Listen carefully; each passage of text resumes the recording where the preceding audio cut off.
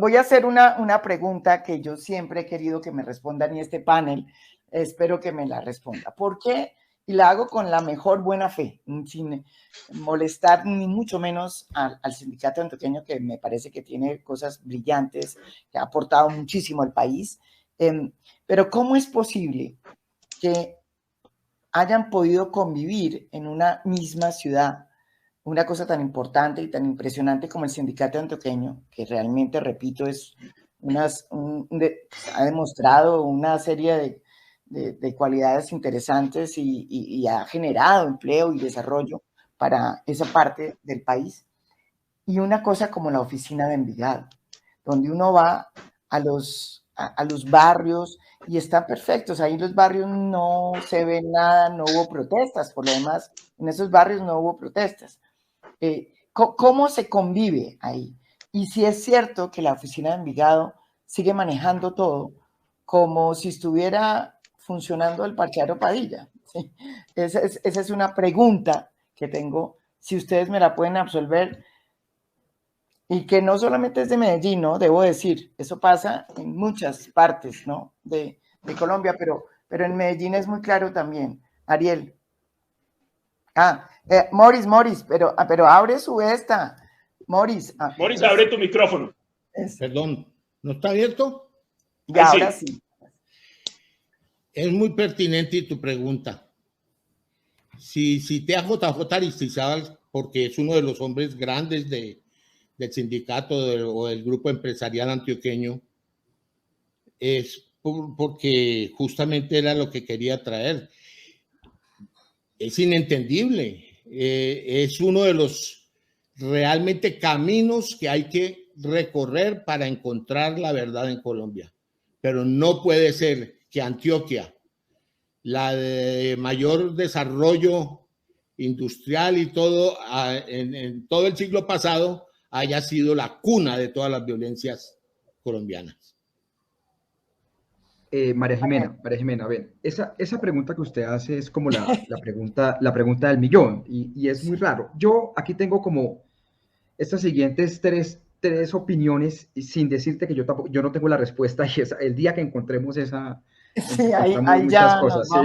Sí, pero yo tengo las siguientes opiniones. Mira, yo creo que Medellín fue una ciudad que logró instrumentalizar el crimen, logró hacerlo, digamos, logró encajarlo al sistema legal.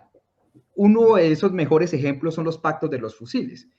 Entonces, se reúnen los bandidos y bajan el homicidio. El tema de Don Berna, ¿no? Don Berna se sienta en una caseta y le dice, bueno, el que mate aquí en adelante se las ve conmigo, y ¡pum! Se bajó el homicidio. Después vinieron los Juegos Panamericanos y los tipos pactaron y lo bajaron.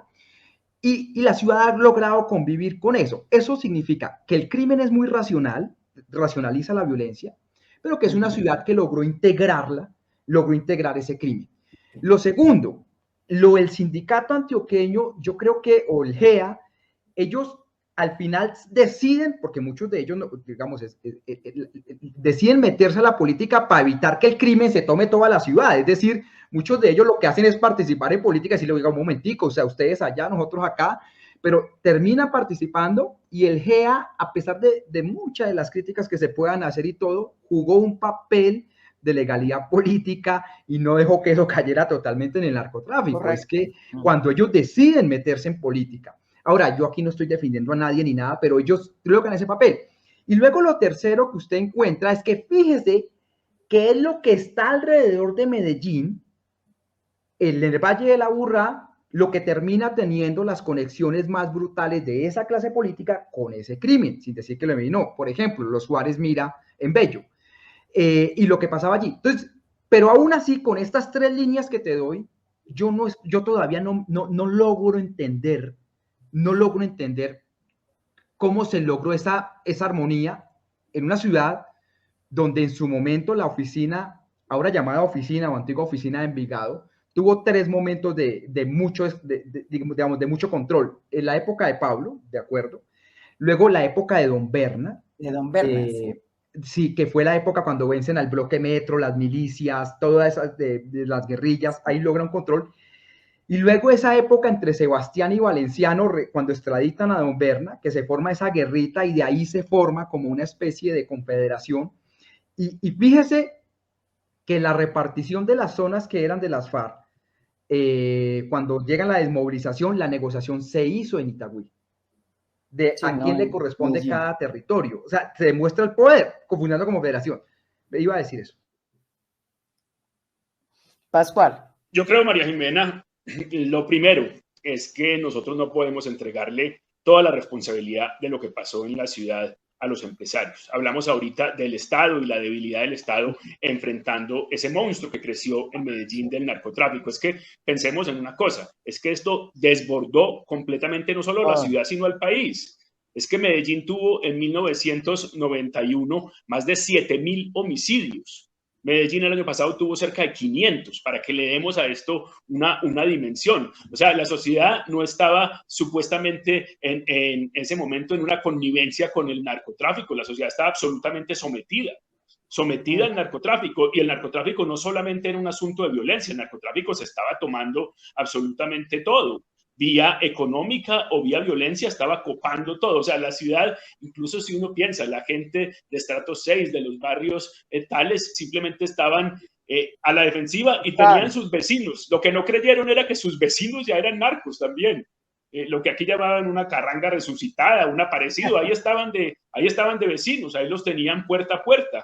Entonces, yo creo que decirle al poder empresarial, ¿por qué pasó eso en Antioquia? ¿Ustedes por qué dejaron que eso pasara en Antioquia? Pues es exigirle al poder empresarial o a los empresarios que tomaran, no sé, si usted, un asunto militar o de denuncia hasta dónde, con el temor que había. Yo creo que la sociedad intentó dar esa pelea, alguna parte de la sociedad intentó dar esa pelea derivó en una derrota sin duda. Conozco, y con el control en Medellín. Yo creo que ese control que menciona Ariel, yo creo que es un control que todavía está. Cuando vemos lo que pasa en Medellín, en los barrios, el 70% de nuestro territorio lo manejan ese tramado ilegal. Y es muy distinto a lo que pasa en Cali, siempre se ha comparado. Cali es un asunto mucho más caótico, casi que de barrios o de 5 cuadras y no sé qué. Aquí hay un mando unificado y cuando el mando unificado aquí dice vamos a parar, se para. Y en los barrios usted puede ir y no ver y montar en las escaleras eléctricas, pero se sabe quién manda. Y aquí en Medellín, hace 2 años, exactamente, se dio una caída en los homicidios en junio. Así, ¡pum!, una caída de eso, un 40%. Y se ha sostenido porque se dio un acuerdo, supuestamente se dio un acuerdo en Bogotá, en La Picota, se reunieron y dijeron, vamos a parar. Y vamos a parar y se para así. Si usted mira junio de 2019, usted ve cómo venían los homicidios y ve el corte y ve una caída del 40, del 50% que se ha sostenido. Usted sabe que aquí los esfuerzos institucionales se hacen, pero cuando se dan las reducciones en ese tema, no fueron exactamente los esfuerzos institucionales, fueron los acuerdos, porque eso sigue estando, ese poder ilegal sigue estando. Exacto. Entonces, cuando uno va, y es eso que dice Pascual, uno lo siente cuando uno va, pues la diferencia de uno. Una pregunta. Pascual, lo último respecto al GEA. Piensen una cosa, el GEA tiene hoy un poder económico muy grande y que es ese enroque entre empresas. Pero en el año 89, 90, el GEA, lo que llamaron el sindicato antioqueño en ese momento, estaba apenas creciendo. Eran empresas medianas en Colombia, incluso todavía eran empresas muy grandes, medianas, y todavía eso como conglomerado, eso no existía. Simplemente eso existió cuando se empezaron a enrocar y unas se compraron a otras las acciones y se creó esa especie de grupo. Pero yo le digo, en los 80 finales, en los 90, el GEA que vemos hoy no existía. No existía. Sí, no, pero la pregunta no es si es responsabilidad del GEA, sino cómo conviven. O sea, porque uno sí ve ese poder que tienen en los barrios, Pascual, cuando uno va a ver, por ejemplo, lo que pasó en las protestas, era increíble. Uno iba a Cali y en todos esos barrios, ¿no es verdad? Usted veía a la gente en Puerto Resistencia. En Cali había eso, en Medellín nunca hubo. En las comunas no hubo nada de eso. O sea, las protestas se hicieron en la universidad. Yo subí a las comunas estaban como usted dice, se sube uno a las escaleras eléctricas y ahí no se vivió esa tensión. Hubo protestas sobre todo en el norte de la ciudad, en la zona del planetario y toda esa zona encima de la Universidad de Antioquia. Sin duda hubo protestas. Incluso esas protestas en este momento están derivando en otra cosa, que tiene que ver ahí sí con combos, lo que está pasando en el Cerro de Moravia, que lo están invadiendo otra vez. Eso sí tiene que ver con combos en este momento, pero decir que es imposible no reconocer que en Medellín todavía hay un control ilegal gigante y que va a haber. Y por ejemplo, para entregar las cosas en los barrios, para ir y entregar las mercancías en los barrios, usted necesita cierto nivel de permiso, no sé qué. Recuerde que, por ejemplo, en Castilla en un momento no dejaban, no sé si todavía, no dejaban entrar el guaro de la FLA. Y el gerente de la fábrica de licores decía, que no entre el guaro allá a la Comuna 5 y sus cercanías le puede significar a la fábrica de licores de Antioquia dejar de vender 600.000 millones de pesos en un año. Imagínese ese poder. Y ellos hacen un guaro que dicen que es mejor que el de la FLA, imagínense.